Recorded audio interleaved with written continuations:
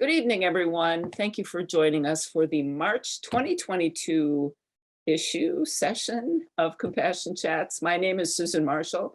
I am the author of Mom's Gone Missing: When a Parent's Changing Life Upends Yours. We all know what that feels like. And your host for these Compassion Chats. We meet the fourth Tuesday of every month at 6 p.m. Central. We bring in a whole bunch of really neat people to share their expertise, to share tips, to share encouragement, and the common denominator, whether it's a daily money manager, whether it's a physician, as Dr. Cheryl is, whether it's a patient advocate, whether it's the Alzheimer's Association or the Aging and Disability Resource Center, every single guest that we have has a tremendous heart for humans and particularly for caregivers. So the session is being recorded, so we would ask you for the initial part of this chat to mute yourself while Dr. Cheryl and I chat. We will open the floor up to questions toward the end, at which point you can unmute, turn your camera back on so we can see your beautiful face.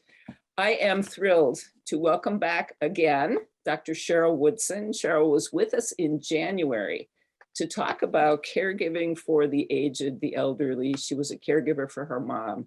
This evening, we flip the script entirely, and she comes to share her story as a mom, caring for a daughter who was gravely ill, and to share her book, Dear Lauren, Love Mom, 31 Days of Affirmation for My Daughter, for myself, and for you.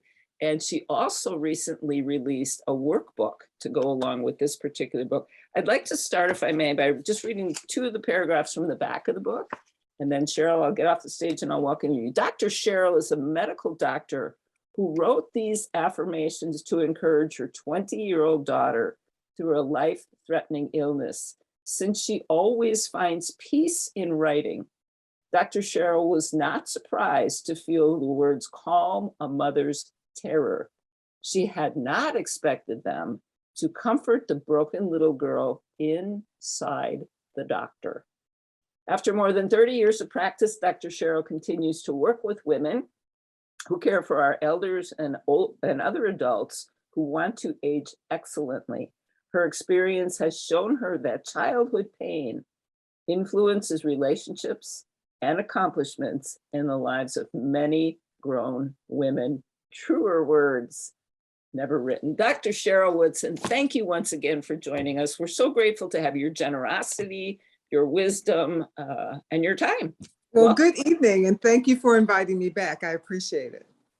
So obviously we're going to talk about the book. I want to spend a little bit of time talking about affirmations and how they work and when sometimes they might not. But if you could start sharing as much of the story as you're comfortable about your daughter, her illness, the circumstances around that, and well, let's go back just a little bit. You talked about flipping the script, and the script for this is flipped because this is about taking care of yourself. The first session was about how we take care of other people. This is about how you take care of yourself, how you teach other people to treat you better. Awesome. And how you walk through life with grace and joy. That's what this is about. Lauren was extremely ill. She was in the hospital for 4 months. After suffering for a long time before we even knew what was going on. And I wrote these affirmations, words that she could look at and read and hold in her heart and see every morning when she woke up as she was going through her treatment. And I plastered them all over the walls in her hospital room. But as I was writing them, I realized I was writing them for me. Because writing, as you said, has always held my pain. It's where you put things you get slapped if you say to your mother, like, or fired if you say to your boss. So writing has always been something that I could do, walk away, come back weeks later and see if I had grown or if I still needed support in that area. So I was writing ostensibly for her, but I was trying to keep myself from going nuts. And as I heard the words while I was writing them, they healed me. They healed internal scars that I had been too busy running a career, raising kids, taking care of my parents, trying to stay married, all of those things, to look at what was happening to me. And as women, and I'm sure this happens to men too, we're not used to factoring in the cost to us of all Amen. the things that we're doing. Amen. Yes. We're not used to factoring in the cost. And these words and this wisdom, I have to say, came through me. I don't claim ownership of this.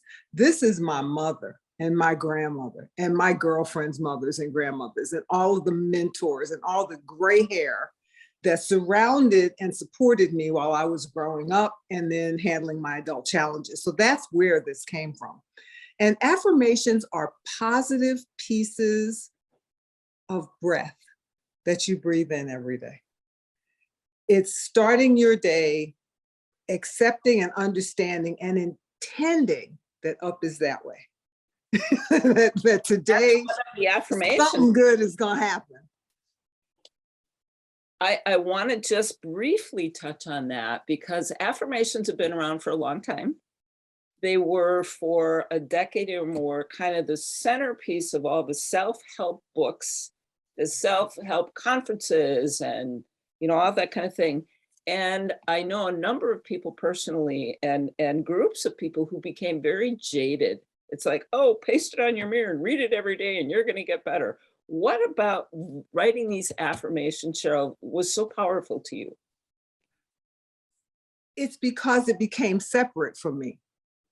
It's almost like it sneaked out from behind the barriers I keep from listening to myself. It's as if somebody else was saying them to me and I was able to hear it. Also, this happened during COVID-19. And one of the upsides of the pandemic is that it slowed us down enough that we had to deal with things that we had been running too fast to let it catch us.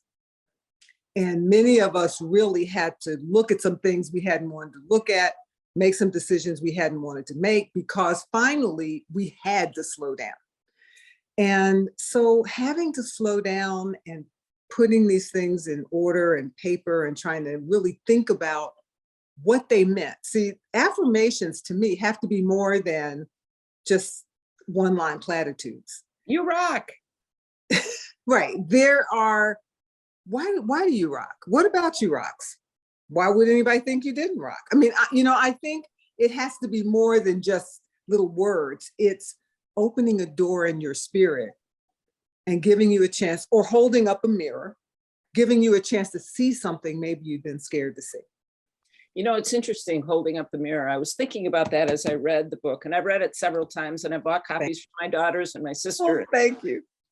It really struck me that your daughter's illness seemed like that was the mirror for you. I don't know that it was her illness so much as like the details of her illness, the fact that I could lose her. And I could lose her to something I couldn't see, something I couldn't fix, and as a physician, many of us buy into the myth that we cure anybody, because we don't. We give people the best shot at having the quality of life they value, given the science that we have. That's what physicians do. But I'm one of these people used to just getting it done, and I couldn't rush this. I couldn't fix it. And so it gave me a chance to look at other things in my life that weren't fixed, and things that I had overlooked, things I could fix that I had overlooked because I was trying to fix all this stuff I can't fix, Well, you know what? And yes, we're talking about self-care, but that is also a caregiver's plight. I can't take care of me because I'm too busy doing stuff for everybody else. Big heart, right? And I'm ever so virtuous when I'm caring for someone else, even if it's killing me. But we have to remember the 5 keys to caregiver survival. And the 5th key is put your mask on first. If something happens to you, you cannot take care of anybody. So taking care of their caregiver is as much a responsibility as taking care of them. And what my books do, the Dear Lauren books do, is give us space and safety, place where you can actually look in the face of the things about yourself that frighten you. And then in the workbook, there are questions that I am asking you to think even deeper than that, and spaces for you to write it all out. And then at the end, I talk about ways we might use this. And one of the things that's most important to me, and we talked about this last time too, is that the biggest danger of caregiving is being isolated. And what I'm focusing on in the workbook particularly is that we are pack animals. Humans are pack animals. We crave community. And so I have some suggestions for how to do this safely in community, and also how to do it safely at different levels. Like, you may not want to join with people reading each affirmation, but there are other ways that we can work together to support each other and still maintain that space if we need it. Well, and it's interesting you say that, because I'm listening to it and I'm thinking, I know a whole bunch of people who have loved being away from others during COVID-19. They're introverts. They're like, get you people out of my face. I don't ever want to get back. How do we, those of us who are introverts, I shouldn't say us because clearly I'm not, but how does this facilitate that kind of community building for people who may not be rushing out to be with other people? Well, I think it does this for extroverts also. It slows extroverts enough down that they have to stop focusing outward all the time and focus inward. And I think that it takes introverted people and helps them focus outward. Neither is wrong. Neither is wrong. Right. And introversion does not mean that you don't want to be around anybody. It means that when you need to recharge, you need to be alone. Extroversion doesn't mean you always want to be around a lot of people. It's just that when you need to recharge, you recharge with other people. You know, it's interesting. Yeah. Where do you get your energy from, right? Yeah. Mm-hmm. And one of the things I learned during the pandemic is that I'm what's now a new word I learned. It's called an omnivert. Huh. Because I have both sides of this inside me. And I used to be disturbed about the introverted part. And I actually thought it was depression. And it's not. It's just, some days you feel like a nut, some days you don't. You know what? And I think so much, I'm beginning to appreciate, maybe incorrectly, but so much of this this wisdom can only be experienced and really understood with age. Well, I agree. I agree and disagree. I think the wisdom and the ability to have hindsight and speak from experience is important. But I'm getting so much feedback from millennials because this is stuff that they never heard and wish they had. Yeah. So I think that there is a place for discussing this with younger women, not from a teaching perspective, not from don't, but why. And in fact, I think my daughter and I are going to do a Facebook Live for Mother's Day about that interaction between mothers and daughters. But I think there's a lot of opportunity for intergenerational communication here and learning from them and us, giving them our perspective. But I'm getting a lot of pull from millennials. That's fantastic. And I agree with you wholeheartedly on the intergenerational learning. So much of my work is in a business setting where, it's still okay to say the gray hairs need to go. They don't know the tools. They don't know, they're just not fast. They're not with it. The young people, the older people are saying, pick up the phone or sit down with me. Don't text me and don't walk. Well, it's different ways of processing life. And rather than combat one another and say, you should do it this, let's learn. Right. I mean, we can learn the technology from the technology generation, and they can learn the gut. It's beyond the book. Sometimes it's just, I've been here before, and that's valuable. Absolutely. So just quickly tell us, it says, you weren't surprised to feel the words calm a mother's terror. How did writing this book move you from terror to peace? Well, I could put the terror on the page Uh, or in the computer and shut it down. And then I could be Dr. Woodson for her. And I could be mom for her. That terror, that, oh my God, this is my child, what am I gonna do? That was in the drawer. And it's like you put those negative things in a space in your heart where you visit periodically, but you live out here. You know, you may want to go visit that, but you live out here. And so it helped me do that. But it became a book because a friend of mine, initially I only had 17 of them, and she said, why don't you do enough for a month?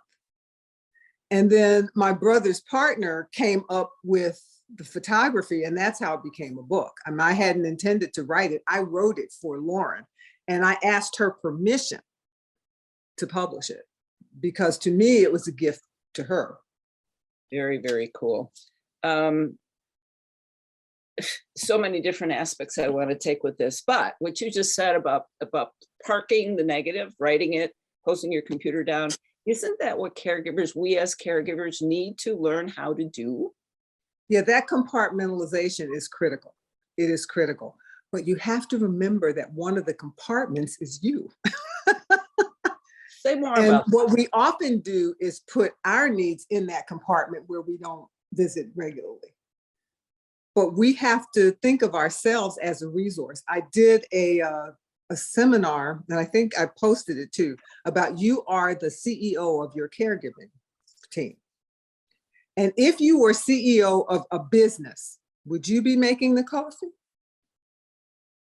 Would you be doing all the copying? And no, you're going to organize and prioritize and supervise and mentor. You don't have to do everything yourself. And that's hard. That sense of, in fact, I spoke about this on Sunday at my church. When I was growing up and it just crazy family and parents busy and all that, I never learned how to be loved. Mm-hmm. What I learned was how to produce and how to perform and constantly seeking affirmation. I think many women are sort of conditioned to do that. So you don't have to make coffee, you don't have to do this, but that's my identity. I do all that. And that's, since we believe that love is conditional upon our performance, we may feel that's the only way. And I think it makes it hard when we're in relationships because we can give love, but we don't choose people who can receive love. And in a relationship, both people have to be able to do both. It doesn't work if one wants to do all the giving and have the other one do all the taking. I mean, you have to be able to be mutually vulnerable to each other. Don't we see relationships though that are structured on that? Mm-hmm. You give, I'll take, or I'll give, you take, Right. and we're both happy. Well, And if you're both happy, that's great. But if you're not happy, you need to start looking at why and what you're going to do. And there are two affirmations that come to mind immediately. One is the one on approval addiction. And there's a book called Approval Addiction by Joyce Meyer. And if you have not read it, read it. I want to read that one because I flagged that one for that purpose. Okay. And I will recover from approval addiction. I will understand that some people will disagree with what I choose to do. I will accept that some people don't have it in them to approve. They need to be negative. Finally, I will recognize that people who truly love me want me to reach my goals. I'm going to come back to that in a sec. They will not try to control or manipulate me with anger, shame, or guilt, the big caregiver guilt, Mm-hmm. nor will they withhold love, money, or other resources. So it's powerful stuff. Read incorrectly or in a moment of frustration or fatigue, this can sound very selfish. Well, but wait a minute, what is selfish? It's not selfish, it's self-love. And there is an affirmation that tells the difference between those. It's selfish and self-love are not the same thing. Exactly. Selfish is, it's all about me, I'm gonna do what I want and I don't care about you. We couldn't do that if somebody paid us. That's not in us. You know, that's our DNA is not going to allow that to happen. Self-love it's about me too. And when what I need conflicts with what you need, it's okay for us to agree to disagree. And this brings the first affirmation in the book, and the one that without understanding that none of the rest of it makes sense, is I am worth it just as I am. Just because you're on the planet, just because you are breathing.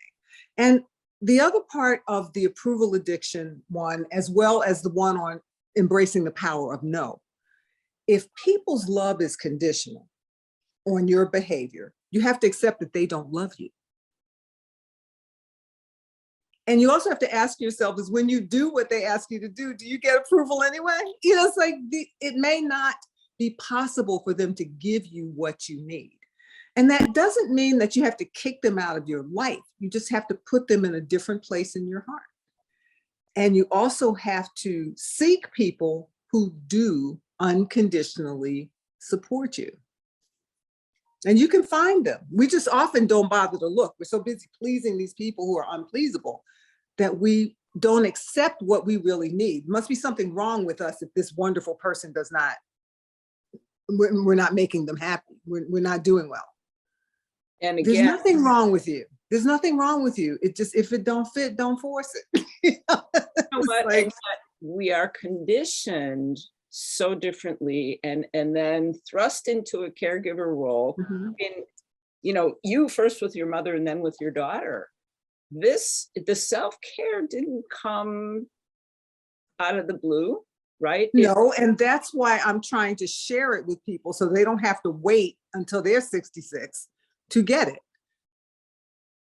Behavior is the most important thing. And there's an affirmation that feelings are important, but behavior is more important. It really doesn't matter how you were conditioned. It doesn't matter what you think or feel. It matters what you do.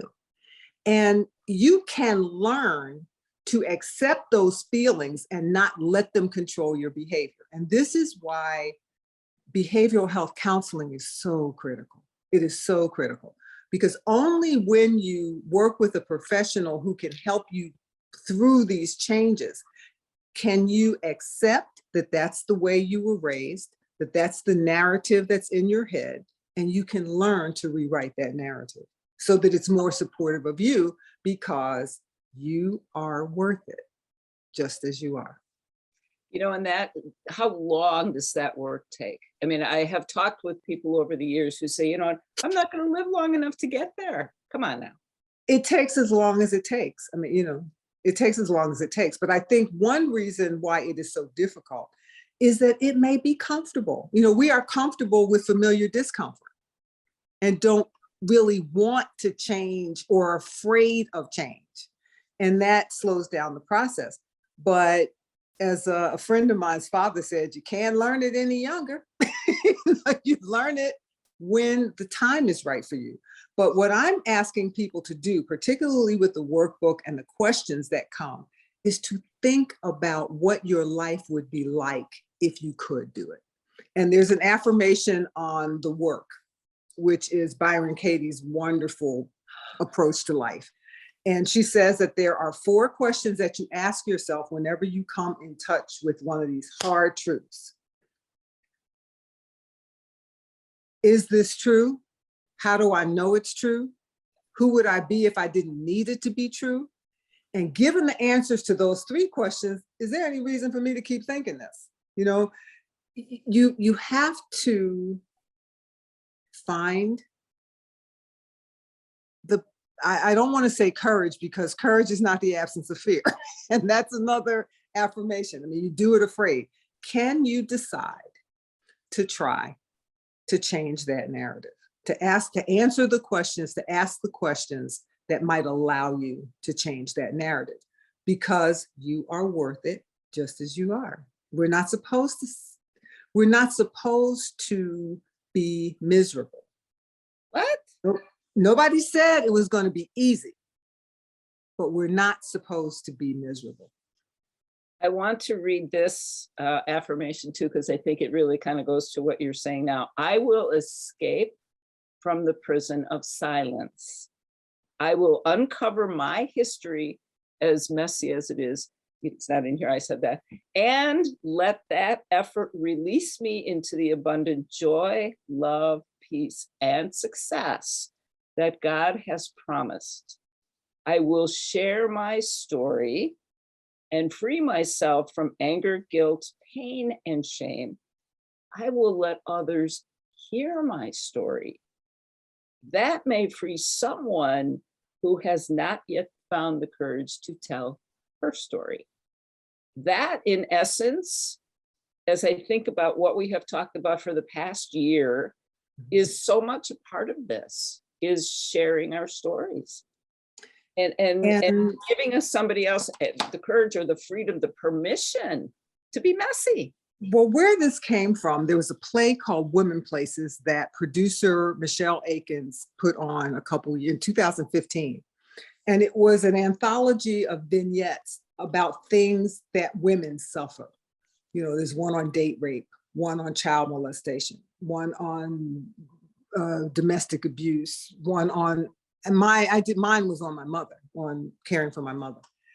And at the end of that play, there was a panel. There was a behavioral health counselor, a social worker, and the producer were on stage, and people were talking back and forth about these issues. And every single actor reported that somebody in the audience came up and said, "That's my story. You just told my story." And sometimes saying it out loud, I mean, you mentioned church, and so I'm going to just go here. Jesus controlled demons by calling their name. If you call something's name, you may be able to get power over it. But one of the things I say in the workbook is maybe you want to share this with yourself. You don't have to go bearing your breast to 17,000 people. Saying the words out loud to yourself is a sense of sharing. Writing down the answers to those questions, as well as other ideas that those questions and answers may pull up in your brain, you're sharing it. Even if you can't share it with another person, you can share it with yourself. You know, it's interesting. One of the things that I encourage all the time in my work and with caregiver groups is journal. Just write it down. It's the same idea you talk about. Put it in the computer, shut it down. Write it down, put it away. It's that physical act of capturing something that is troublesome, putting it somewhere, and symbolically and actively separating it from you. But also going back after a period of time. Yeah. To see, and sometimes that can be so empowering because you see how far you've come. You see that you no longer are burdened by that in the same way, you know, that you have grown, or you see that it is still a thorn in your side and now it's time to get some help. Because I tried that, it didn't work. So let me find a way to do this. You know, there's a fear that I've heard expressed among caregivers, men and women both actually, who say, if I start doing this work for me and I get stronger and I start taking care of myself, am I going to harden myself, Harden, to this person that I love and I'm caring for? Talk to that a little bit. No, because you will make yourself a healthier person. You're giving them a healthier caregiver. And if there are some areas of hardness that you're not willing to deal with, like there's a great book called How to Take Care of Them When They Didn't Take Care of You. It talks about caregiving for parents who were not good parents. Sometimes, whether it's resentment or jealousy about your siblings or other people, if you can address that and move it so that it's not hurting you, there's less chance that it's going to hurt them. There's less chance that it's going to come out in a nasty comment or a rolled eye or anything else that'll make that person uncomfortable. You deal with your own stuff over here. And then that lets you come to them less burdened. And I think that only makes you a better caregiver. I think you're absolutely right on that. It's certainly what I experienced. I probably should read that book, Caregiving Parents Who Were Not Good Parents. It strikes me, Cheryl, that the work you do, born of personal experience and birthed from a place of real pain and terror, right? A mother's terror, Do we need that kind of traumatic catalyst to begin this work? No, I don't think so, which is why I'm writing it. I'm trying to avoid that for other people, to help them get there without the landmines that I had to step on. But I'm not going to say it's painless. Whenever you go and look at your childhood experiences or whatever pain caused you to behave the way you do, that pain is as real as the day it happened. And that's where all of us are trying to avoid that pain. But health comes not from avoiding pain, because when you avoid it, it goes deep and eats your spirit from the inside out. It's bothering you anyway. Calling its name and shining light on it, and then getting help to figure out where to put it in your life today. We know where it was in your life when you were a child. Asking yourself, does it still need to have that same place? And my favorite affirmation, of course, is she can ride, but she can't drive. Yes, The one talk about that. tells that little girl, inside of every accomplished woman, the most accomplished woman, I'm sure Michelle Obama has one of these. There's a little girl on your shoulder who has always heard, no, not you. And whenever you try to do something awesome, she pipes up to keep you from being disappointed and to keep you from feeling the pain of disapproval. And she says, nope, let's not do that. Or worse than that, she repeats what she heard. Who do you think you are? And when you overcome her and do it anyway, then you feel guilty because you've now treated her the way everybody else treated her. And so what I'm trying to tell people to do is when I teach this, I do a visualization and I make people actually see this little girl and what does she look like? What is she doing? And then to get down on their knees, eye level with this little girl and say, I wasn't there when they hurt you. I wasn't there when they mistreated you, but I'm here now and you can trust me. I got this. Because overcoming her pain is what made you the woman you are. And you are the woman that would have supported that little girl. You grew yourself into the mother you wanted. No. So true. And you can handle it now. You don't need her to protect you from that now. And just saying to her, sit down now. It's my turn. I got this. And doing it aloud. I mean, I've had so many women come to me. I did this at Trinity United Church of Christ once, and huge church, lots of women's conferences. And every time I went to church after that, somebody came up and talked to me about her little girl. And that giving it a name, making it a thing, it's real. It's not just me being by myself and crazy. This is something a lot of people go through. And here's one way that somebody was able to deal with it and overcome it. So it's not impossible.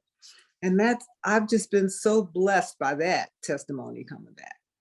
Well, and it's such a powerful method of healing when you're in the midst of feeling inadequate and feeling confused and feeling lost and pouring another drink or turning another, Netflix series on to binge watch. That's typically how I won't say I was coping at times I was most hurt. But And you have to allow yourself to be yes. hurt. If you binge watch CSI today, that doesn't mean you won't get up and handle your business tomorrow. Right. It's not like you're Michelle Obama or a bag lady, we've got lots of gray in between that black and white. And so it's okay to let yourself do what you need to do sometimes. And that's okay. I think those are the two powerful words that every caregiver group I've spoken with, and even many of our sessions here, that's okay. It's okay. It is in the moment. We talk a lot about when a coping skill becomes its own trap.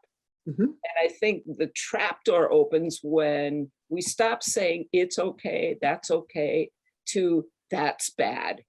Enough, stop. So talk to us a little bit about it's a difference. Shame is the worst thing. Shame is not it's bad, it's I'm bad. And once you say that, there's nowhere to go from there. So is this the way I want to feel? And that means you have to look at your feelings. And that's one of the things I wanted these books to do, is to give us a safe place to look at what you actually feel without judgment. This is how I feel. And this is how it's making me behave. Is that the behavior I need? And if it's not, I'm not going to change the feelings. I'm not going to question the feelings, because feelings are facts, in terms of motivating behavior. And feelings of themselves are just there. They're not good or bad. It's what you do with them. And that's where you can learn to behave differently. And that's where the counseling comes in. But one of the things that I was going to say about the little girl is that there used to be a theory in psychology about regression, where they took you back to being a child. I'm not talking about that. I'm talking about a newer theory in psychology where you go back, but as an adult. You go back to that child as an adult, because nobody knows what that child was thinking but you, because you were there. Nobody knows what that child was believing about him or herself. You know that. And so to go back as an adult and support that child and say, I get that, but I got this. We can do this now. That is very powerful. I can absolutely appreciate how that would be tremendously empowering and healing. Mm-hmm. It happened. We cannot change it. We can understand it differently. And I think it's one of your affirmations as well, we can appreciate how it strengthened us to be who we are today. And there's another book that I referenced called When Forgiveness Doesn't Make Sense. And there's a whole thing about forgiveness of the people who did this to us, or who we think did it to us, because it doesn't matter what actually happened. It only matters what we believe happened.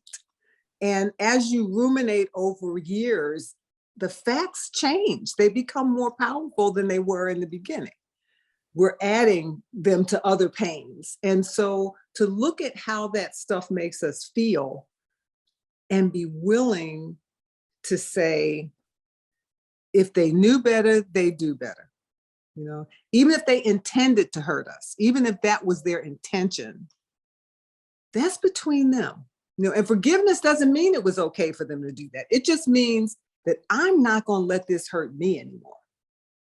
You can keep that. I'm not going to let it hurt me anymore. So I release you and I release me at the same time. And it doesn't mean staying in the line of fire, letting the person continue to treat you that way. All it means is I'm done with this pain and I'm going to go and find out how I can feel better. That's awesome. I have one more question, then it's like, holy smokes, we could talk for, hours. One more question for you, and then I'm going to invite the audience to unmute and make a comment or ask a question. Do you also teach, Cheryl, in your work, a vocabulary or feelings? No, I don't. I'm not a psychologist by training, so I don't have those words. I ask people to use their own words. Yeah. It's you. What do you feel? And then whatever you're planning to do about it, is it going to give you the outcome that you want? I was talking to a family recently that, they think that their mother will do better in adult daycare, but they're terribly afraid of their dad. And I've always been. Now, these kids are 40 and 50 years old now, but they're still afraid of him. And so I'm trying to give them language that will mollify him or make him think that this was his idea or agree with him about things. And there's one family member who has a better rapport with him, but nobody wants to let that person do it. It's like, that's the person. Don't worry about daddy bought him a car. It's by any means necessary. How do you make yourself comfortable, whole, healthy? Whatever it takes to do that. Don't worry about what it meant in the past or what that person said to you about doing it that way in the past. What do you need? Because you are worth it just as you are. Yeah. And I think, yes, powerful, game-changing, absolutely. Many people, when you ask the question, what do you feel? I feel messy. They don't have words to describe or it. I'm numb, which is dangerous. Yeah. And people don't understand that avoiding pain is not what helps you. If you avoid it, it gets stronger inside of you and tears up lots of things. It's allowing yourself to feel the pain. I'm a martial artist. I have a 2nd-degree black belt. And my teacher used to always say, if you know that it's going to hurt, you have power. It's only when it blindsides you and then you can't come, but you know it's going to hurt. If you accept that it hurts, then you can do something. You have a comeback. I just think that's amazing. So Master Barnum, thank you. If you're out there listening, thank you again. Again, a powerful, powerful, powerful idea. You've given us so much just to kind of drink in and think about. I would like to invite our audience members now, if you have a question or a comment for Cheryl, Dr. Woodson, please unmute, jump in. Now's your opportunity.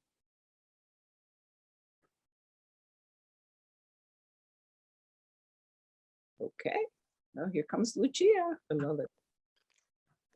I don't have anything special, just like I just love all this and was writing furiously and Oh, please don't write furiously. Just get the journal and then you write furiously. no, because I don't want to forget, you know. Okay.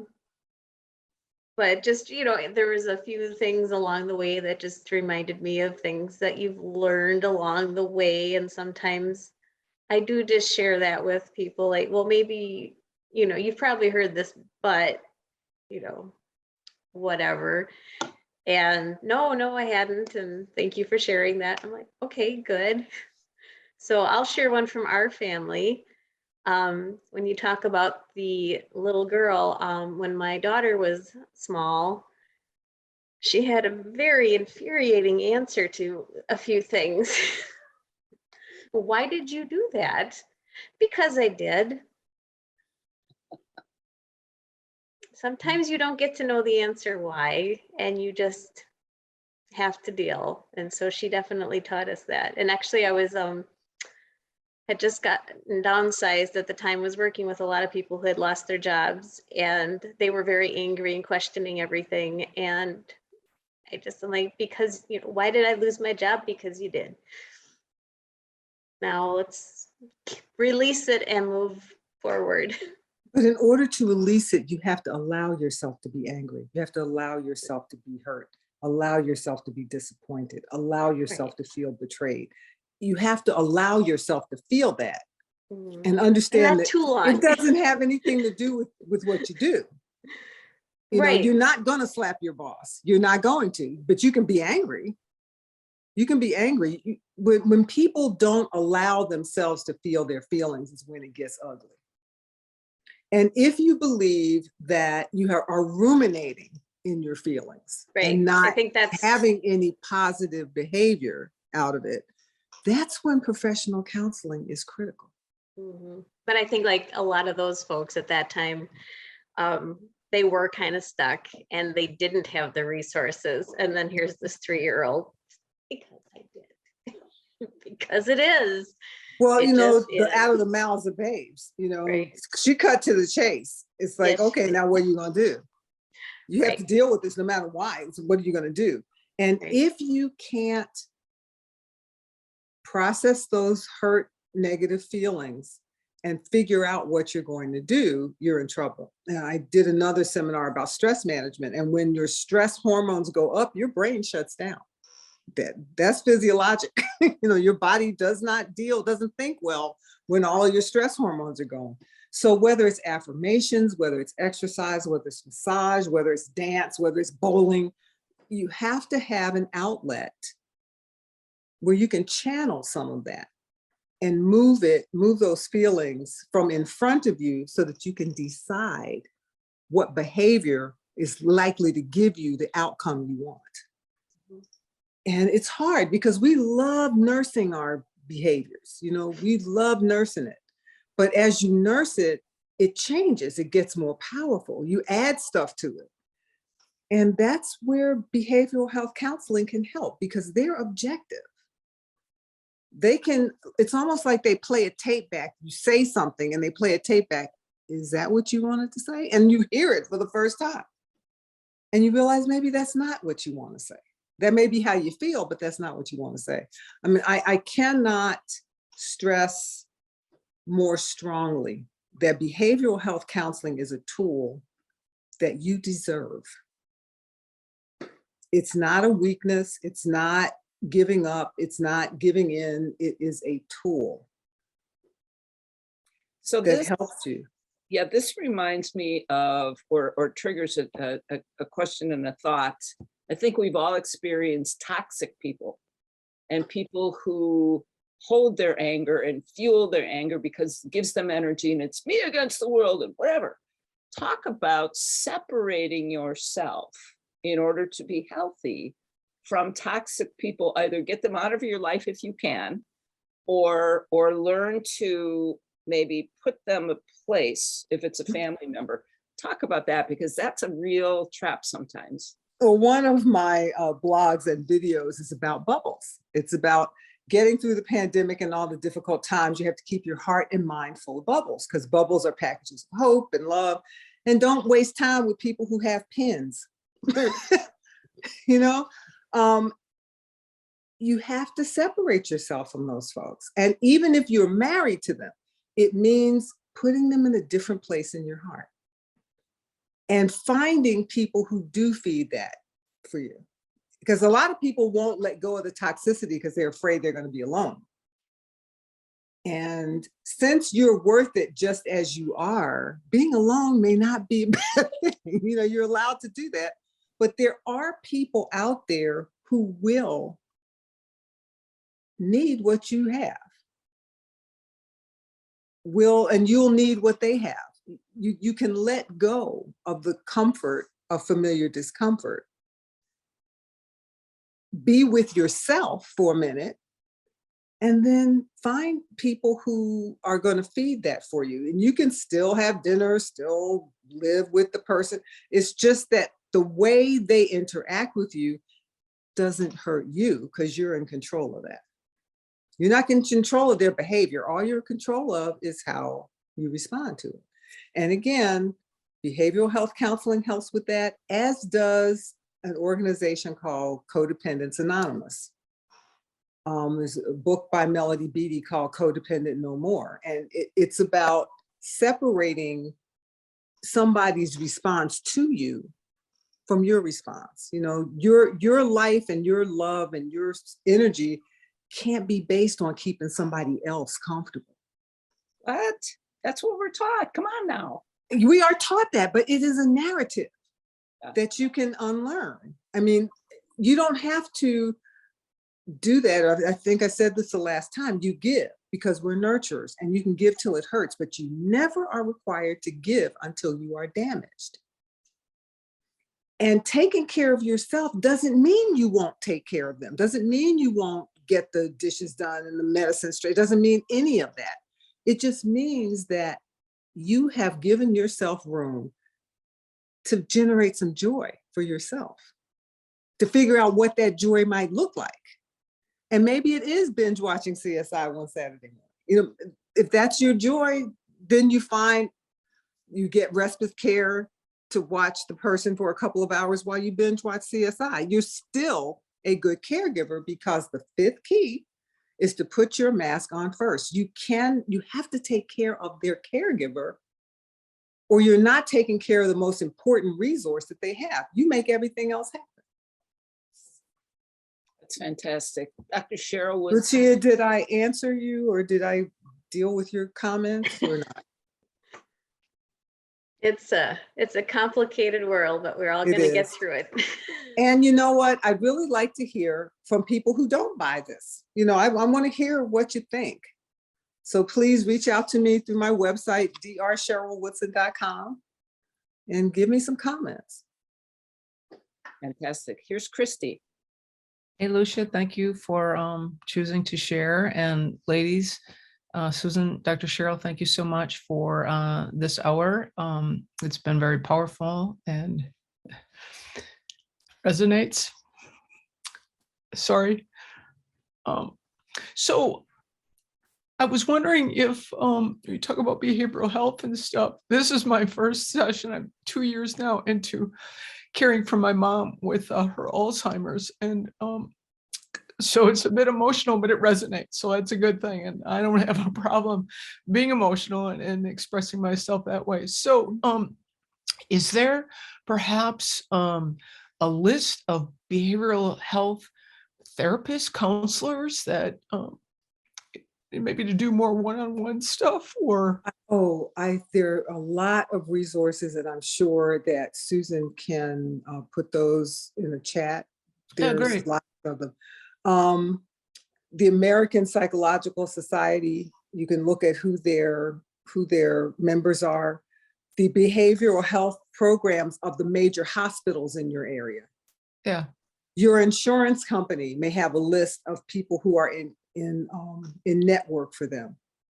Also, if you are not involved with the Alzheimer's Association, that's a really great resource for a lot of things, not just focusing on support for caregivers of people who have Alzheimer's disease, but more information about how to get care, how to understand what your loved one is doing. I mean, that is a really powerful anchor for anyone who's taking care of somebody with dementia. But if you're looking for a behavioral health counselor, there are all kinds of resources online. The hospitals in your area, their physician referral lines, and your insurance company, because you've got to find somebody that your insurance will take or you won't be able to afford it. And I think those things are very important. Those of you who are involved in faith-based communities of any kind, there's always people in the church, like a lot of their lay clergy, lay people are doing counseling. And many of those are at no cost. So that's a very important place to start. But first of all, let me give you a really big hug. And thank you for being open with your tears. I mean, your tears are a blessing to me. I mean, I just appreciate that you felt comfortable enough to give them to me. I really appreciate that. And if I can just let you know that you're worth it and your joy is worth it, and that you can find some joy in this situation, whether it changes or not, that we can make little changes in ourselves that allow us to feel that joy. Well, thank you, ladies. And Josh, hello to you. Not putting you on the spot by any means, but this has been very rewarding and inspiring, but it's carries some emotions with it. That's not a bad thing. Christy, for all of you who are with us, and for everyone who may find this later, all of these sessions are recorded. So you can go back to this. We'll let people know when it's up on the website. But I'd also encourage you to this session tonight is the 1-year anniversary of our Compassion Chats. We started in March of 2021. There's Congratulations. and information there. So susanamarshall.com, click on Compassion Chats, you'll find the archive. Go feast. And thank you, Christy, for sharing. Oh, absolutely. Your care, your concern, and for joining us. I was going to say, Christy, go ahead. I was just going to second the recommendation with the Alzheimer's Association. I mean, I'm going to say they probably spent like an hour on the phone with me. Just, they know which questions to ask. They have the resources they can direct you to. Really super helpful. Because at the point where we are is different than where we're going to be 6 months or a year from now. Exactly. So it's just helpful to have somebody who's familiar that can kind of just field your questions. Yeah, well, that's actually how I got here, and Okay. just finished a 2-year study with my mom, being her partner. And anybody that's involved in it, months, years, they go by, and change is inevitable. So just trying to always stay a little bit ahead of it, but at the same time, you come to a realization of, if you're that primary, you're that caregiver. I mean, I've heard it said, now it's time to probably carve out some time for myself so I can continue to be that supportive partner. So you can continue. You. And as Lucia said, it is. Yeah.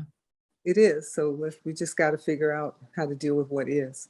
Yeah. And I encourage everybody to think about Dear Lauren Love Mom for Mother's Day gifts, and get together with the women that you love and discuss this, because we've had some great great book club discussions over the last year and a half.